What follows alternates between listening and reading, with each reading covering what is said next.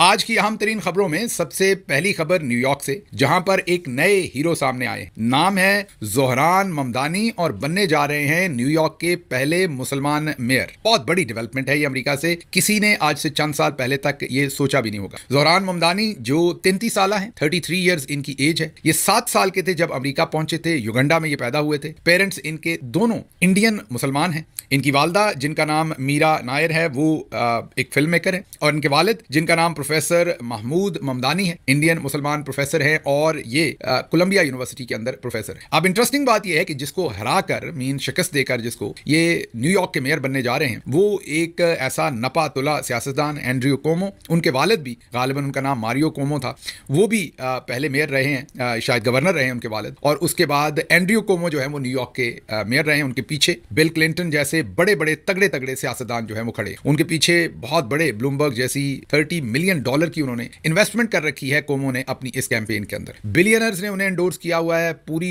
Indian lobby आप कह लें उनके पीछे थी, इजरायली लॉबी उनके पीछे थी। मीन सपोर्टर्स के तौर पर मैं बात कर रहा हूं, और एक बहुत बड़ी तगड़ी पोजीशन में वो थे। अब से चंद हफ्ते पहले तक कोई सोच भी नहीं सकता था कि एक इतना नौजवान मुसलमान, वो भी इमिग्रेंट जो है, वो ट्रंप के अमेरिका में, क्योंकि आजकल सदर ट्रंप अमेरिका के सदर हैं, इस अमेरिका के अंदर इन हालात के अंदर एक यंगस्टर, बिल्कुल 33 साल नौजवान जो है वो न्यूयॉर्क का मेयर बन। न्यूयॉर्क का मेयर होना अमेरिका के अंदर एक बहुत बड़ी डेवलपमेंट। आपने इससे पहले जो सादिक साहब हैं उनका आपने नाम तो सुनी रखा है, जो लंदन में मेयर मुंतखब हुए थे। वो भी बड़ी बात है, इसमें कोई शक नहीं, उनकी भी बहुत बड़ी अचीवमेंट है, लेकिन ये अचीवमेंट उससे भी बहुत बड़ी है। अब अगर हम नजर दौड़ाएं तो ज़ोहरान ममदानी ने जिस तरीके से अपना पैगाम लोगों तक पहुंचाया वो बड़ा ही दिलचस्प। इनकी जो एडवर्टाइजिंग कैंपेन्स थी, इनकी जो इंगेजमेंट की कैंपेन थी, वो इतनी आला थी कि उन्होंने एक इतने बड़े बुर्ज को उल्टा दिया। जो मेयर कोमो थे 2011 से 2021 तक वो लगातार मेयर रहे, फिर उन पर कुछ हरासमेंट वगैरह के उनके ऊपर चार्जेस लगे जो उन्होंने डिनाई किए और उन्हें रिजाइन करना पड़ गया। अब वो दोबारा मेयर का इलेक्शन लड़ रहे थे। जैसा मैंने आपको कहा कि उनके पीछे बहुत बड़ी फोर्स थी, और इनकी जो इनका प्रोफाइल था, इनको इनएक्सपीरियंस भी कहा जाता था, और फिर बहुत सारी बातें जो मैं नहीं बोलता लेकिन आप समझ जाइए, उन वजहों से भी इन्हें रोकने की भरपूर कोशिश की जाए। लेकिन इन्होंने उन्हें चारों शाने चित किया है, और जो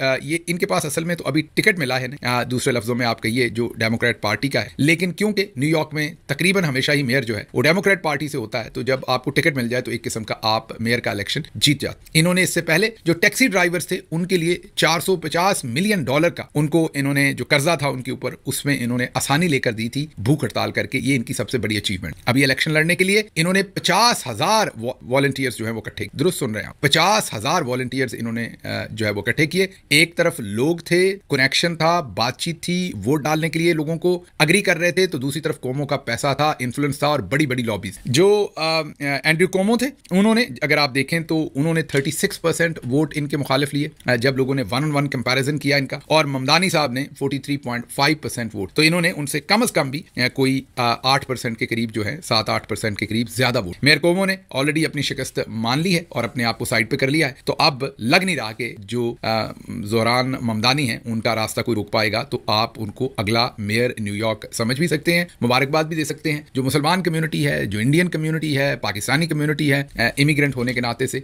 और पूरी की पूरी इमिग्रेंट कम्युनिटी जो है, उनके लिए ये बहुत ही फख्र की बात है, क्योंकि अगर आप देखें तो ये पहले मुसलमान होंगे, पहले एशियन होंगे, और पहले मिलीनियल होंगे। मीन जो अभी इस उम्र के अंदर 1990 के बाद पैदा होने वाले जो लोग हैं, उनमें ये पहले होंगे इतने यंग मेयर बनने वाले। तो इसलिए हमारी तरफ से भी उन्हें ढेरों मुबारकबाद, और पूरी कम्युनिटी को जिन्होंने इनके साथ खड़े होकर साथ दिया, और एक इतनी बड़ी डेवलपमेंट जो है वो हुई, और आने वाली नस्लों के लिए जाहिर है यहाँ पर रास्ते हमवार हो रहे हैं। आगे चलते हैं। अगली सिचुएशन सदर ट्रंप के लिए बड़ी मुश्किल बन रही है अमेरिका के अंदर, क्योंकि अमेरिका के अंदर न्यूयॉर्क टाइम्स और CNN ने, और उसके साथ कुछ रही सही कसर BBC ने पूरी कर दी है। उन सब ने खबरें ये दी हैं कि जो ईरानी जौहरी तनसीबात हैं उस पर अमरीकी हमलों से प्रोग्राम के अहम हिस्से तबाह नहीं हुए, बल्कि ये चंद माह से 1 साल तक पीछे चले गए। डिफेंस इंटेलिजेंस एजेंसी के इब्तदाई जायजे के मुताबिक, उनके पास डॉक्यूमेंट्स हैं, ये मीडिया वैसे नहीं खबर दे रहा, ये अमेरिकन इंटेलिजेंस की अपनी जो रिपोर्ट है वो मीडिया के हत्थे लग गई है, जो कहती है कि इब्तदाई जायजे के मुताबिक फर्दो तनसीब के दाखिली रास्तों, सुरंगों और जमीनी ढांचों को शदीद नुकसान पहुंचा है, लेकिन जेर जमीन जो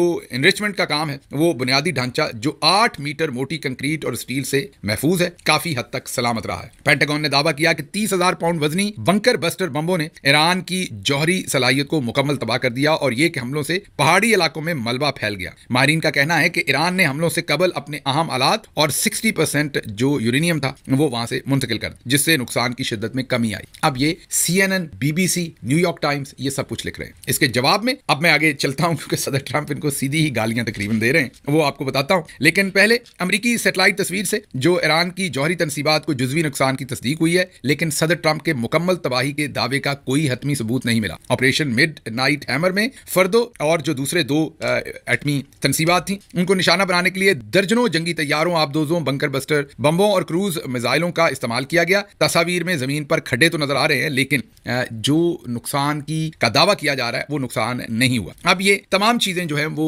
जो IAEA के सरबराह हैं उनकी भी रिपोर्ट तकरीबन इससे मिलती जुलती है और ये बड़े जो न्यूज़पेपर हैं इनकी। अब जो सदर ट्रंप की प्रेस सेक्रेटरी है व्हाइट हाउस की, कैरोलिन साबा, उन्होंने क्या कहा है? उन्होंने कहा कि ईरानी जौहरी तनसीबात पर हमलों के नुकसान से मुतल्लिक इंटेलिजेंस रिपोर्ट को मुकम्मल तौर पर झूठा करार दिया। दावा किया कि ये सदर ट्रंप और अमेरिकी फौज के कामयाब मिशन को बदनाम करने की साजिश है। उन्होंने कहा कि ये टॉप सीक्रेट दस्तावेजात, ये इंटरेस्टिंग बात है कि ये टॉप सीक्रेट दस्तावेजात इंटेलिजेंस कम्युनिटी के एक निचले दर्जे के एहलकार ने CNN को लीक। तो अब उनकी प्रेस सेक्रेटरी ये मान गई हैं कि जो CNN कह रहा है वो उनके पास जो इंफॉर्मेशन है वो वाकया ही मुसद्दका इंटेलिजेंस की रिपोर्ट। सिर्फ वो ये कह रही हैं कि निचले दर्जे के एक आदमी ने लीक की। भाई निचले वाले ने की है, ऊपर वाले ने की। अगर आपकी वो रिपोर्ट मुसद्दका है तो फिर बात खत्म हुई। तो अब इनकी जो अपनी इंटेलिजेंस की रिपोर्ट है, याद कीजिए आपको मैंने तकरीबन 3 व्लॉग्स में यही कहा था कि फर्दों तक इनके बम नहीं पहुंच सकेंगे, क्योंकि जितना मैंने पढ़ा था इसके ऊपर, जितनी मैंने रिसर्च की थी, ये बम बनाया जरूर फर्दों के लिए गया था लेकिन ये वहां पहुंच नहीं सकता था क्योंकि ये मैक्सिमम 200 फीट जमीन के नीचे पहुंच सकता है। कंक्रीट हो तो फिर तो ये चंद मीटर ही नीचे पहुंच सकता है और वो तो कोई तकरीबन 100 मीटर पहाड़ के नीचे है। आप कंक्रीट से भी ज्यादा उसको मजबूत समझें उस पहाड़। तो ये जो 14 बम इन्होंने, 7 जहाज थे, हर जहाज में 2-2 बम थे, 14 बम फेंके गए थे और 3,000 पाउंड का मतलब 15,000 किलोग्राम का तकरीबन एक बम था, लेकिन वो फर्दों तक नहीं पहुंच सके। अब ये खुद मान रहे हैं और कह रहे हैं कि ये रिपोर्ट, ये जो लीक हुई है रिपोर्ट, ये इंटेलिजेंस की ही है, लेकिन एक निचले दर्जे के निचले दर्जे का मतलब है कि किसी बहुत जूनियर आदमी ने इसे लीक कर दिया CNN को। एक तरफ उस रिपोर्ट की जो ऑथेंटिसिटी है उसको मान रहे हैं, दूसरी तरफ कह रहे हैं कि नहीं, टीवी जो है वो ठीक नहीं कह रहा। तो ये फंस गया है व्हाइट हाउस बहुत बुरा। और इसके जवाब में सदर ट्रंप जो है वो तकरीबन सीधी गालियां या लड़ाई कर रहे हैं। अब वो कह रहे हैं fake news CNN together with failing New York Times have teamed up in an attempt to demean one of the most successful military strikes in history। सीधा हो गए हैं, कह रहे हैं कि CNN और न्यूयॉर्क टाइम्स जो बिल्कुल फेल हो रहे हैं, बुरे हैं, बदतमीज हैं, पता नहीं क्या कुछ कह रहे हैं उन्हें, कह रहे हैं कि वो इकट्ठे हो गए हैं और मेरा जो बहुत बड़ा मिशन जो मैंने सक्सेसफुल कामयाबी की है उसे ये नाकामी बताने में पूरी कोशिश। न्यूक्लियर साइट्स जो ईरान की हैं वो कंप्लीटली डिस्ट्रॉय हो गई हैं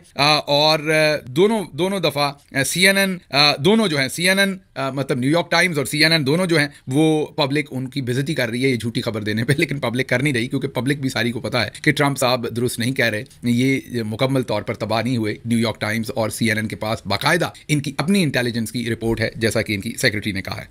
उसके बाद कुछ अब मीडिया, जेरूसलम पोस्ट जो है उसने एक इंटरेस्टिंग चीज एयर की है। उसने ये बताया है कि Trump raised his voice at Netanyahu. जब नेतन्याहू साहब ने जो सीज फायर हुआ था, जाहिर है उसकी खिलाफ वर्जी इसराइल ने की, तो जेरूसलम पोस्ट ये कह रहा है कि जब ट्रंप ने उनके साथ बात की कि ये आप क्या कर रहे हैं, तो उन्होंने उन पर सदर ट्रंप चीखे और उनको डांटा और उन्होंने कहा कि स्टॉप द अटैक, इसको रोको। With the Israeli PM managing to say little during the call, और आगे से इसराइली जो प्राइम मिनिस्टर है वो जाहिर है उन्होंने क्या कहना था कि ट्रंप उन पर गरा रहे थे। ये जेरूसलम पोस्ट ने कहा है कि उन्होंने उनको बहुत ज्यादा डांटा है। मतलब इसमें अब ना मानने वाली बात इसलिए नहीं कि आज ट्रंप ने मीडिया से बात की जिसमें उन्होंने तकरीबन इसराइल को सीधी नंगी गाली दे दी। मतलब कि कोई उसके अंदर ऑप्शन उन्होंने छोड़ा नहीं, मतलब कि सीधी नंगी गाली उन्होंने उसको इसराइल को दे दी। वो नंगी गाली हम आपको तो नहीं सुनवा सकेंगे जो उन्होंने इसराइल को या इसराइली प्राइम मिनिस्टर को, जिसको भी आप समझे, उसमें जरा उतने हिस्से को मैं काट दूंगा। F वर्ड उन्होंने यूज किया, लेकिन उन्होंने कहा क्या ये सुनिए।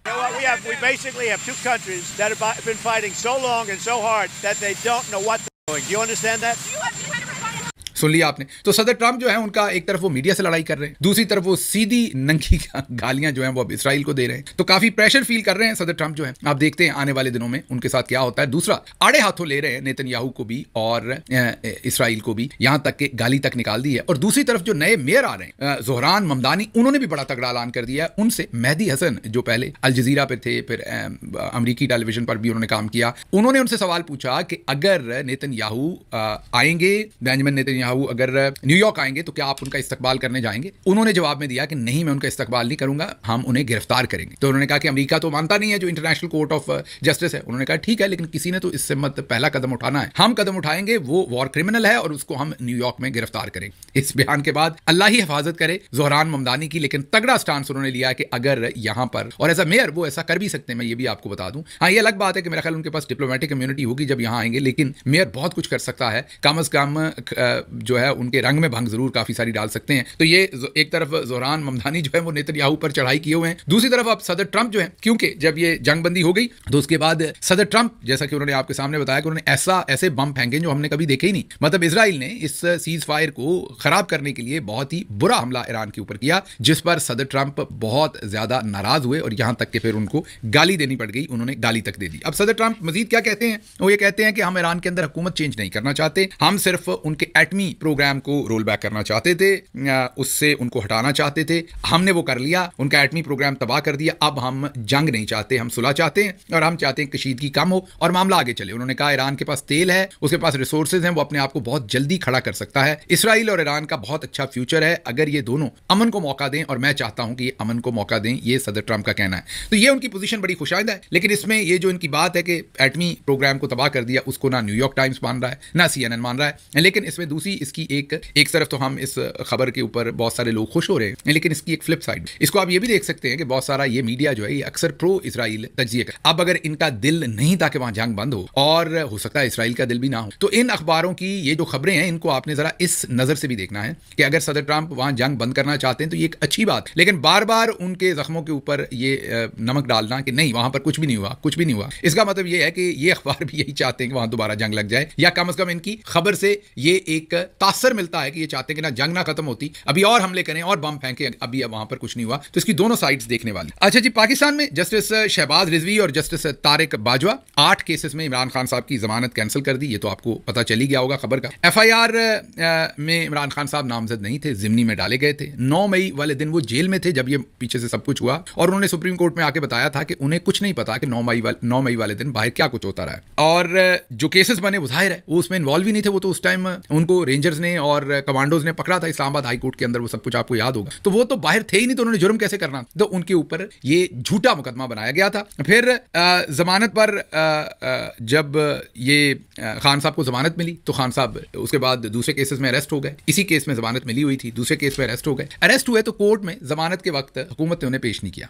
अब क्योंकि वो हुकूमत की कस्टडी में थे तो हुकूमत ने ही उन्हें कोर्ट में पेश करना था, वो तो जेल में है, उन्हें पेश नहीं किया और इस वजह से जमानत अदालत ने कैंसिल की। अब उस जमानत को लेने के लिए पाकिस्तान तहरीक इंसाफ के वकला लाहौर हाई कोर्ट गए, जहां पे जस्टिस शहबाज रिजवी, जस्टिस तारिक बाजवा, उन्होंने इसको सुना और उन्होंने बेल्स को जो है वो कैंसिल कर। ये हैरान कुन बात है क्योंकि तमाम सहाफी भी वहां पर परेशान थे, क्योंकि प्रोसिक्यूशन के आधे से ज्यादा वकीलों ने इसके ऊपर कोई आर्गूमेंट्स ही नहीं किए, कोई उन्होंने बहस ही नहीं की इस पर। उनके पास उनका केस ही बहुत पुअर था, और इससे पहले जब रिमांड इस केस में मांगा जा रहा था तो इसी हाई कोर्ट ने इस केस की धज्जियां उड़ा के रखी। फिर इसी तरह के केस में इजाज चौधरी साहब को सुप्रीम कोर्ट से बेल मिल चुकी है, और जब सुप्रीम कोर्ट से बेल मिल जाए तो लोअर कोर्ट जो है वो तकरीबन उसी प्रोसेस को फॉलो करती हैं। लेकिन अब क्योंकि आपको पता है कि हर जगह पर हमारे जो बादशाह सलामत है उनका इख्तियार है, तो वो किस तरीके से ये बेल्स होने देना चाहते हैं। वो तो हर सूरत इमरान खान को जेल में ही रखना चाहते हैं, और हाल ही में जो खैबर पख्तूनख्वा का बजट पास करवाया गया उनकी इजाजत के बगैर, वो आपके सामने है। इंडिया से एक और खबर है, इंडिया ने एक और बुरा काम किया, और वो ये किया है कि उन्होंने पहलगाम हमले के बाद गंगा मुआहदा मुअत्तल करने का फैसला किया है। उन्होंने इंडस मुआहदा पाकिस्तान के साथ मुअत्तल किया। ये जो उनका